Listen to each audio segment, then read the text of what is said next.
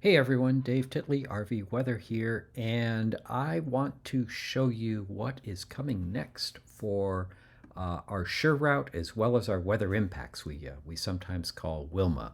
So here is a screen that we have up on our internal testing site. So nobody else is getting this right now, but this is what we are planning to release here in the near future.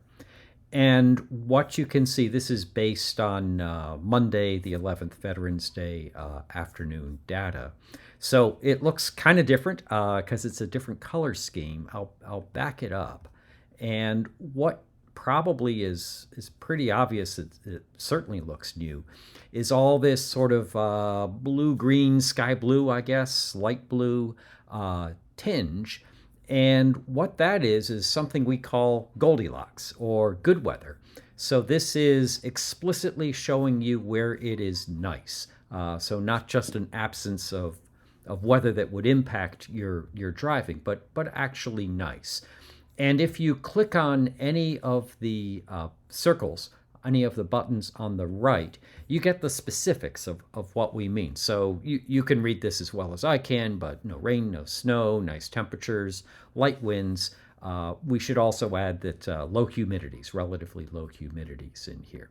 So you can animate this just like you've been able to animate anything else in Wilma. And in fact, if you want to look at only the good weather, click on good weather. And then you can see really where it's going to be. A lot of times, especially this time of year when it comes, it's sort of in the central plains and it comes down. That's probably because the temperatures at nighttime are getting too cold. They're below the minimum cutoff, which is about 45 degrees. But you can see in the daytime it certainly rebounds, and it's very nice in the southeast and large parts of Texas, even Florida here for quite a few days. So that's coming. So we're going to be able to show you not only all the bad stuff, but equally important, I think, is where it's explicitly good weather. So if you have a flexible travel schedule, you're boondocking, you kind of want to know, hey, I got some choices in my schedule. I'd just as soon it be nice outside. This is, I think, going to help you out quite a bit. So that's the first thing. Let me go back to the all. So we're going to show everything here. And the other thing we have changed, I think it's pretty obvious, is the color scheme for the weather impacts is now really quite different than what we had. So when we launched this, we did frankly kind of copy some radar scales with, of course, the blues and then the yellows, oranges, reds, and purples. One of the feedbacks I've had, especially from people who hadn't seen this before or new users, is they thought it was radar, and they couldn't understand, like, oh, why are you just showing me radar and why are you charging me for radar? I can get radar for free, which of course you can. So I think one of the benefits of this is it doesn't look like radar anymore. So I think that will help. And these are impacts. And the other thing that I think it helps is you can almost think of these as like it's not a hurricane, but it's sort of categories 1 through 5 of impacts. And even in category 1, it's not the greatest of weather for driving. I've had some RV trips here just recently myself, and I've been driving through some category 1 rain and wind, and you certainly do it, but it's not really the nicest. It's definitely a both hands on the wheel kind of thing. We may even rename this the white knuckle scale. So 1 white knuckle up to 5 white knuckles. You don't want to be in that. So we're thinking about that, but probably some better nomenclature. I mean, the ones at the top are fine, but I have found that telling people this is marginal, they get into this and it's like, hey, wait a second, this is way more than marginal. So that is a big change, and you can see here we go. This afternoon, this evening, this is actually snow moving through the Sierra Nevada. So you can see how the hot colors, the reds and even purples, still look. And again, the snow moving into the Rockies tomorrow. Pretty big winds along the Oregon coast. That would be a level 4, so that would be gusts and you can click on it if you don't remember, 60 to almost hurricane force, 73 miles an hour. So this is how the colors will show up, we think. We have not obviously released this. If you have any comments, let me know. I'd be interested to hear what you think.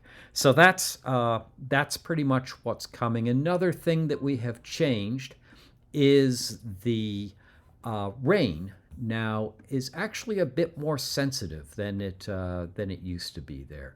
So we've also got some feedback that people were in rain and they really thought, hey, this is kind of an impact, and I'm not seeing that impact on Wilma, so like, what's going on?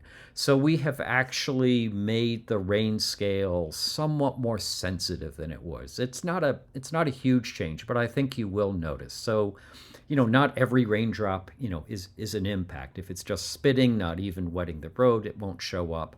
But the threshold does cut in a little bit sooner now. Let's see. So the other, I think, significant thing that we're doing now is once you load any of these individual parameters, and I did this before I started the video, what you will now see, if you go back to a parameter, it used to load again and it would take a little while. Now you can just click right to that parameter. So whether it's thunderstorms or winds, let's say this is Tuesday morning, that's the wind gust, but I want to see, well, is there snow? Well, there's a snow in the Rockies, but there wasn't any in the plains. Is there any rain out there? No, but the rain, down on I-10, a little bit in the Pacific Northwest. But again, you can just click on these, and you don't have to keep reloading every time. So I think that makes it a little bit easier there. So that's really about it. You'll see that the color bar here, when it goes to blue, that means everything is loaded. That's kind of a subtle change. The other thing that is, just in case anybody is curious, this is a testing thing only, an internal testing, so we could work colors.